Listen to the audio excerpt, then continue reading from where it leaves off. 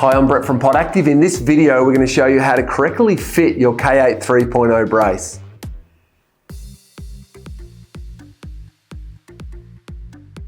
To fit your braces, you'll need to undo all of the straps. The straps are numbered with straps 1 and 2 immediately below and above the hinge, coloured in white. They're the two most critical straps to do up securely to ensure that the brace doesn't migrate, followed by straps 3 and 4. So I've undone all 4 of those straps.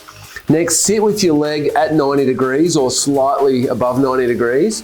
Put the brace in place and push down on the lower frame and the upper frame, because that will ensure that the hinge sits right on each side of the knee. We're going to do strap number 1 up first. You can adjust the base of the straps to either give you more length or less length on each of the straps, because you want to have the numbers 1, 2, 3, and 4 vertically aligned down the back of your leg. So we've done up strap number 1. Next will be strap number 2. They don't have to be done up fully secure now. We just want to ensure that all strap lengths on this brand new base are correct. Strap number 3 is next.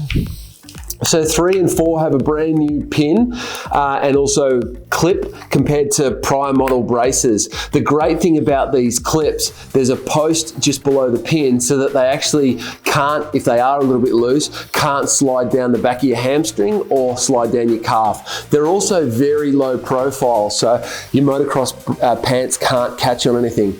So all 4 straps, 1, 2, 3, and 4 are done up. We're going to assume that they're done up secure enough. You will probably need to, your first or your second ride, ensure that all of those strap bases and strap lengths allow you to align all of the numbers down the back of the leg. Now, Byron's also here wearing our knee sleeve, which we recommend. It's quite thin. It provides some warmth, but more importantly, it stops the brace or any parts of the brace rubbing against the leg. And at the top and the bottom, there's an overlock stitch. So ultimately what you'll do is you'll pull the base of the knee sleeve up and the top of the knee sleeve down. Now this covers quite a few of the clips to ensure that they don't loosen.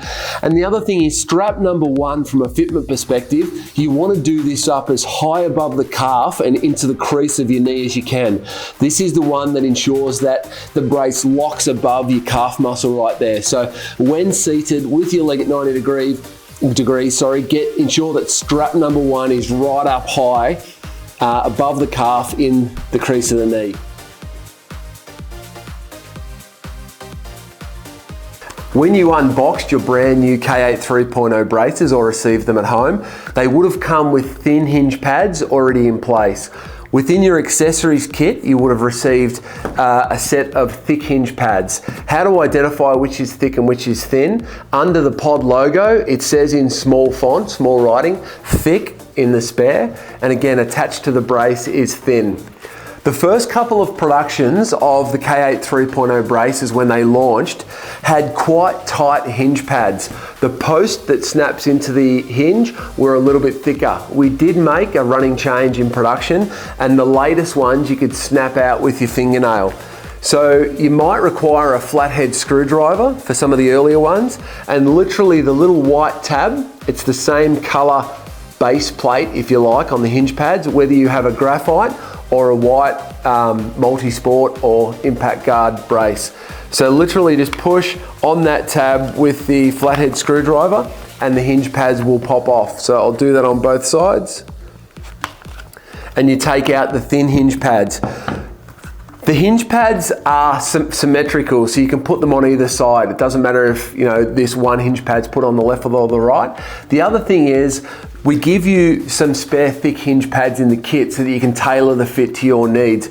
Not everyone's anatomy, their leg is the same. Some people have a little bit of valgus, which means their legs might be bowed, or you might have pre-existing knee injuries, so some scar tissue or a protruding bone if you've happened to unfortunately break your leg in the past.